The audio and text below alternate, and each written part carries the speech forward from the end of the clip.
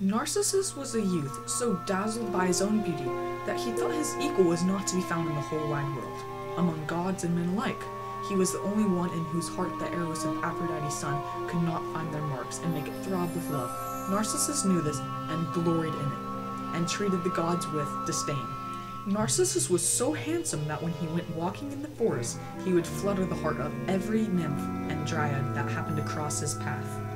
Narcissus would swell with pride at that impression he created. He never fell in love himself, of course. He merely wanted others to fall in love with him. Lovely though she was, Echo lacked the power of speech and could only repeat the last syllables of what she heard. Echo had never seen such a proud and handsome youth.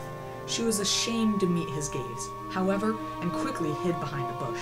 Narcissus saw her out of the corner of his eye and shouted, "Who's hiding in the place where I am?" He hears no response. Come here. Come out. I want to see you. To see you!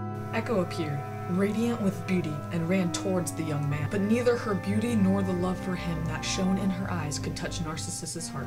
The evidence of his conquest was reward enough alone. Do you think that I'm for the likes of you, you fool? Fool! She repeated, and ran away crying with shame and disappointment. Now, as goddess of love, Aphrodite could not let Narcissus go unpunished. As Narcissus searched for water, he found a pond that was crystal clear and mirrored everything. Not knowing the face in the water was his own, he took a moment and gazed at it. At that moment, Eros fired a dart that struck him to the heart. Not knowing the reflection in the water was his own, he fell in love with it and tried to kiss it multiple times, before finally realizing what had happened.